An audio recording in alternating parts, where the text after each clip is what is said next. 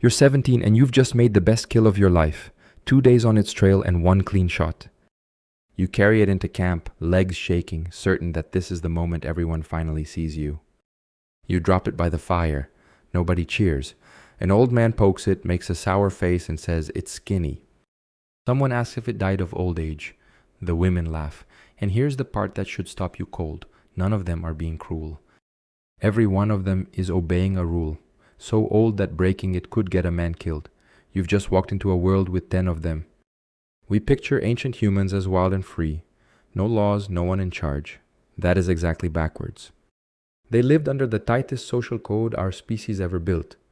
And the question this whole story runs on is simple.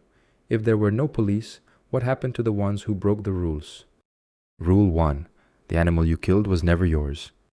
Among the Juhuanzi of the Kalahari, the meat didn't belong to whoever fired the arrow. It belonged to whoever owned the arrow.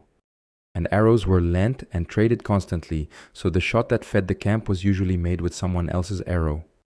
The best hunter alive could drag in a huge kill and walk away with a portion no bigger than anyone else's. An old woman who hadn't hunted in a decade suddenly controlled the most valuable thing in camp that day. It made success random on purpose. With no fridge and no money, the only way to store meat was inside other people's stomachs. Rule 2. You were never allowed to feel proud of yourself. When a hunter brought in an animal, the whole camp complained about it. Too thin, too small, barely worth the walk. And the hunter had to agree. A researcher who lived with the Juhuanzi once brought them a huge fat ox as a gift. One by one they told him he'd been cheated, that it was nothing but bones. When they finally butchered it, the ox was covered in fat. He'd been played, and when he asked why, the answer was blunt. A young man who kills a lot of meat starts thinking he's a big man, so they cool his heart before the idea can take root. Mockery was the first tool. If jokes didn't work, they stopped asking your opinion, then moved their beds to the far side of camp. Rule 3. Your baby wasn't yours alone. Almost the moment a child was born, it was passed from person, to hold, to soothe, to feed. Among the Ife of the Ituri forest, a newborn might be handled by dozens of people in its first days, and nursed by women who weren't the mother. To them, keeping your baby to yourself would have looked strange, even dangerous. A human baby is the most expensive thing in nature. Born unfinished, useless for years. One mother alone could never manage 2. She could do it, because she never did it alone. Aunts, grandmothers, sisters, cousins. The child belonged to a web of people, not a household. Rule 4. You were never alone, not once in your entire life. Shelters were thin and packed close. There were no doors. Every argument, every grief, every private moment happened in public. And this is where the mystery cracks open. How were the rules enforced with no police? Everyone was the police, and the weapon was talk. Gossip wasn't idle chatter. It was the entire justice system, running quietly by the fire every single night. Nicknames stuck for life. The man who ran from a snake at 19 was still hearing about it at 50. Your name was the only thing you truly owned. Lose it and you were still in camp, but finished. Rule 5. If you couldn't walk, the group decided your fate, and the bones rewrite what you think you know. In a cave in northern Iraq lay a Neanderthal we call Shanidar 1, blind in one eye, one arm withered and gone below the elbow, limping, likely deaf. And every single injury had healed. Healed bone means time. Time means someone fed him, moved him, and waited for him for years.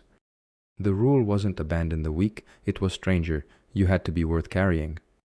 A blind, one-armed man could still keep a fire, watch the children, and hold 40 years of knowledge about where water hides in a drought. In a world with no books, an old damaged man is a library. You don't leave a library out in the grass. Rule 6. Someone else chose who you would marry, and they chose before you could even talk. In parts of Aboriginal Australia, a girl could be promised to a man before she was born, as a deal between 2 families. Girls resisted, they cried, refused, ran back to their mothers. But here's the detail that gets left out. The girls won constantly. Divorce was quick and carried no shame. A woman could walk out and be remarried within a season. By their 20s, they chose for themselves. The arrangement was never a cage, it was an opening move. And the reason parents cared wasn't romance. It was survival.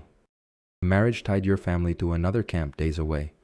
So when your water hole dried, there was a place that had to take you in. Rule 7. If someone asked for your things, you gave them away. The Juhuanzi had a system called Haxaro, a gift network of partners scattered across 100 kilometers or more. The rules were the opposite of trade. You couldn't refuse a gift. You had to give something back, but never right away, and never something of equal value. Settling the debt was the one thing nobody wanted. As long as you owed each other, you were connected. Square the accounts, and the bond was over. So nobody bothered accumulating anything.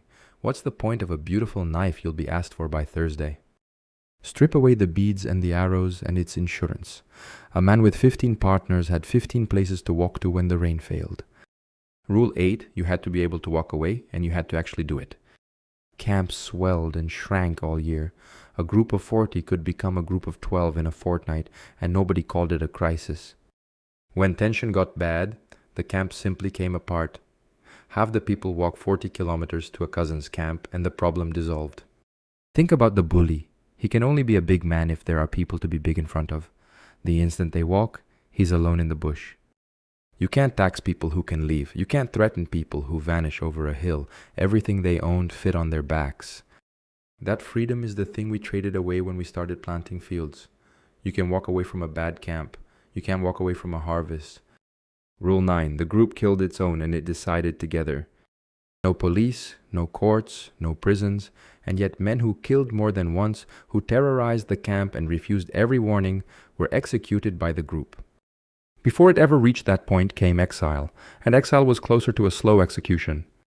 Alone, you couldn't hunt anything large, couldn't sleep safely, couldn't afford a single twisted ankle, and every camp already knew why you were thrown out. And here's the detail that tells you these were not simple people. The killing was often carried out by the offender's own close relative. Because if an outsider did it, the dead man's family would take revenge and a feud could wipe out a camp. A brother doing it ended the cycle. It was a circuit breaker built out of grief. Rule 10. The dead did not leave.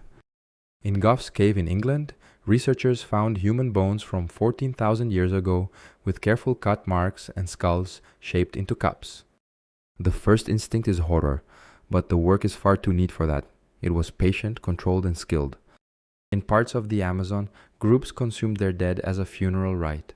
Leaving a loved one alone in the cold ground struck them as the real horror. Skulls kept in houses, faces rebuilt in plaster with shell eyes, bodies buried under the floors people slept on, the dead stayed with the living.